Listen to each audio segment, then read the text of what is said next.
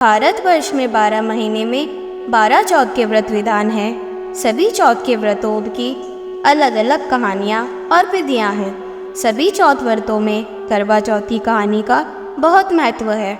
एक पत्नी की सदैव यही इच्छा रहती है कि जीवन भर साथ देने वाला उसका प्रेमी पति हमेशा उसके साथ रहे। अपने सुहाग की दीर्घायु के लिए करवा चौथ का व्रत लिया जाता है। करवा चौथ व्रत की कहानी भी कुछ ऐसी ही है, जिसमें एक पतिव्रता पत्नी ने अपने मरे हुए पति को पुनर्जीवित कर दिया। करवा चौथ कब मनाते हैं? प्रत्येक वर्ष कार्तिक महीने के कृष्ण पक्ष की चतुर्थी को करवा चौथ मनाया जाता है। हाँ, यह नैतिकता की शिक्षा है कि कैसी कैसी पतिव्रता स्त्रियां हुई और किस तरह से उन्होंने अपने पतिव्रता बल पर पति को मौत के मुंह से बाहर निकाला। आइए विस्तार से पूरी कहानी सुनते हैं। करवा चौथ माता की कहानी। एक बार की बात है, एक साहूकार के 7 बेटे और एक बेटी थी। बेटी का विवाह हो चुका था। बेटी अपने मायके में आई थी। बेटी का नाम करवा था। सातों भाई अपनी इस इकलौती करवा बहन को बहुत गहरा प्रेम करते थे। अपनी बहन का पूरा ध्यान रखते थे।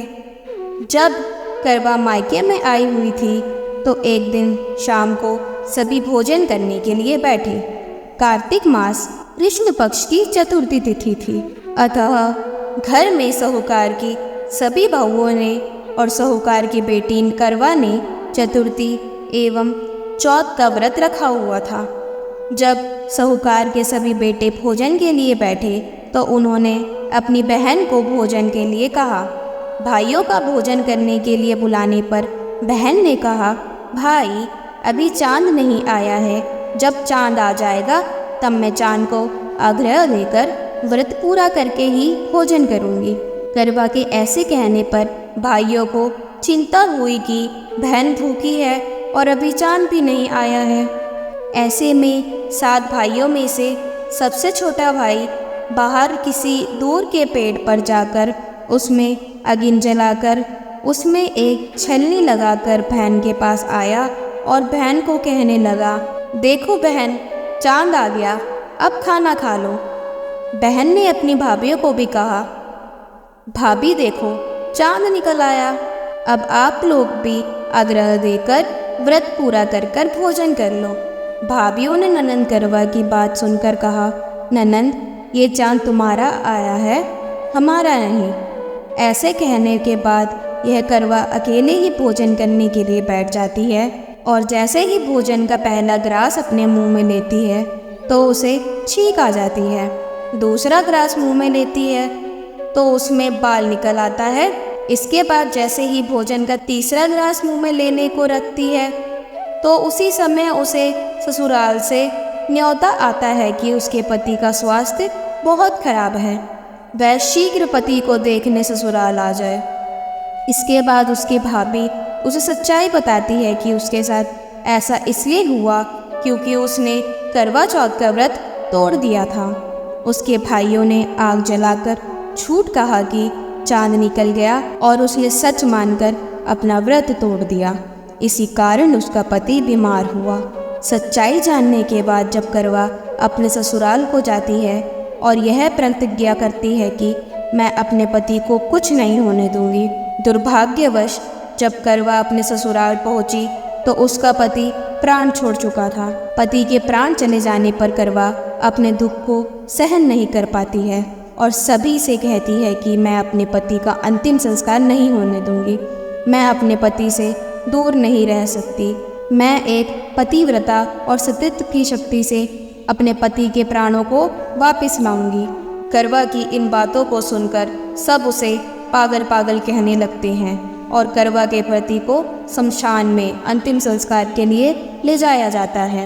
करवा भी अपने हठ और पति के वियोग के शमशान में चली जाती है और वहाँ सबको अपने पति की चिता जलाने से इनकार करती है। करवा की बार बार जिद करने पर सभी पारिवारिक लोग करवा की बात मान लेते हैं और करवा के पति का अंतिम संस्कार नहीं करते हैं। सब घर चले जाते हैं। करवा अपने मृत पति को लेकर दूर कहीं एक झोपड़ी में रहने लगती है और अपने पति को जीवित करने के लिए भगवान की पूजा व्रत आदि करने लगती है। 1 साल बीत जाता है। करवा उसी दिन का इंतज़ार करती है जब उसने अपने मायके में चतुर्थी का व्रत तोड़ा था। 1 वर्ष बीतने के बाद जब फिर से वही कार्तिक मास की चतुर्थी का दिन आता है तो करवा अपने पति के प्राणों के लिए निर्जला करवा चौथ का व्रत रखती है। करवा अपने पति को पुनर्जीवित करने के लिए माँ जगदम्बा से प्रार्थना करती है कि मेरे पति के प्राणों को वापस लाएं, मुझे मेरा पति सुहाग वापस लौटाए।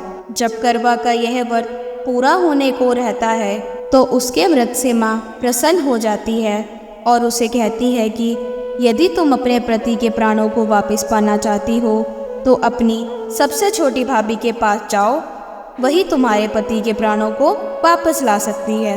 क्योंकि करवा का व्रत तोड़ने का कारण उसका सबसे छोटा भाई ही था। उसी ने पेट पर अग्नि जलाकर अपनी बहन से झूठ कहा था कि चांद आ गया।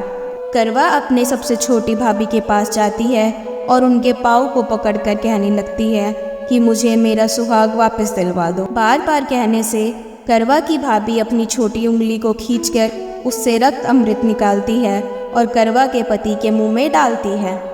ऐसे करने पर करवा का पति जय गणेश जय गौरी, जय गणेश जय गौरी कहता हुआ पुनर्जीवित हो जाता है। इस प्रकार भगवान की कृपा से करवा का पति वापस आ जाता है। तब करवा माँ गौरी से प्रार्थना करती है कि माँ गौरी, जिस प्रकार आज आपने इस करवा को फिर से सुहागन बनाया और चिर सुहागन का वरदान दिया, ठीक उसी प्रकार हे माँ, सभी स्त्रियों को सुहागन का वरदान मिले।